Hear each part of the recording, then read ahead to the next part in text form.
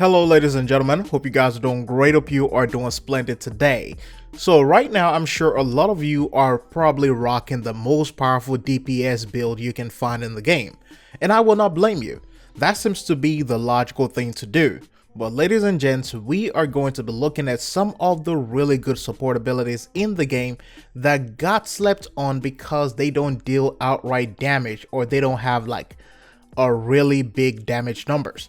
And this is going to be the list of highly underrated support abilities in the game. Because one mod could be outclassed by the other, it is really hard to call it a competition. But these mods are actually not that bad as people might have thought. And it's crazy because you only see a few people rock this in their builds.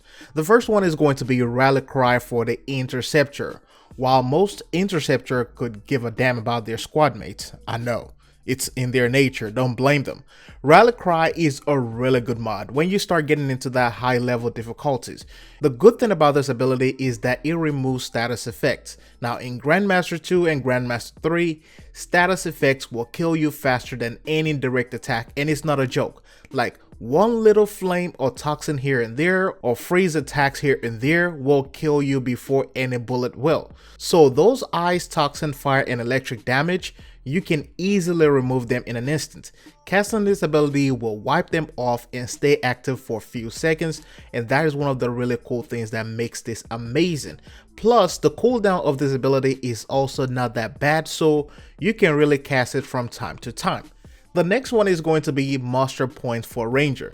Now I know when it comes to support abilities, Ranger might be the most useless one out there, and I still think it needs a buff. They already confirmed it that he will get a rework sometime in the future.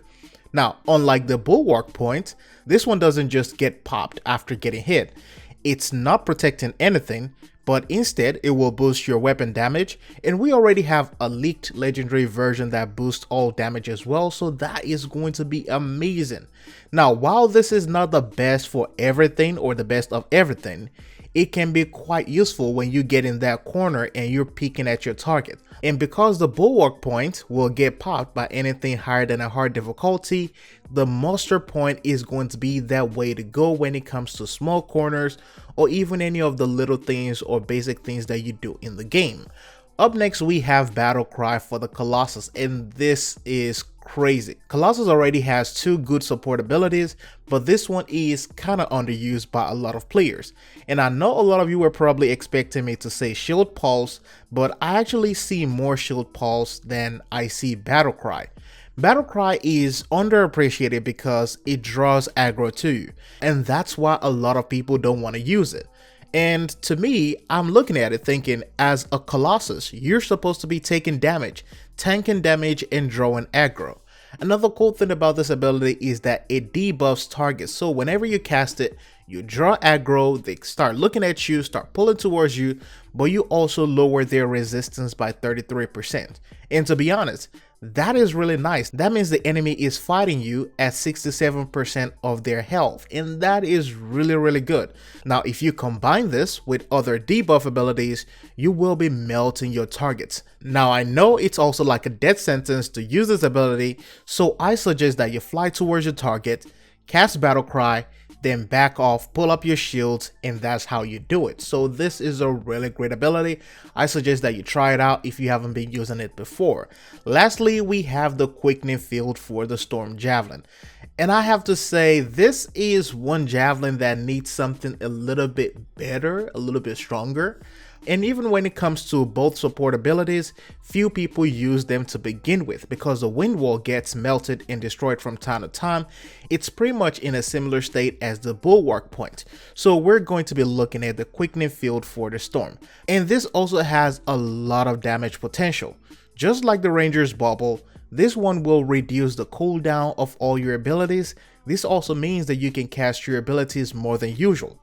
There's also a leaked legendary version that adds 20% gear damage to all your abilities.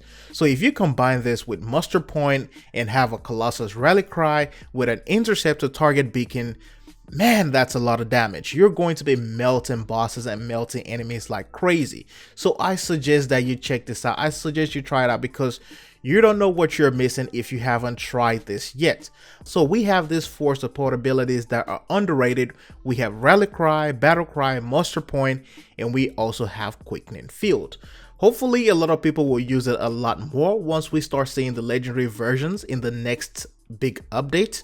So fingers crossed on that. Now they are all somewhat overshadowed by their competition because it's either their competition are easier to use or the competition deals a lot more damage. So a lot of people don't try it out. So I will say go ahead and check it out. You might actually like it more than what you are using right now. And let me know if you already rock these abilities before I made this video. Let me know what you guys think about them. But as always, thanks so much for watching. It's DS signing out. I'll see you in the next one.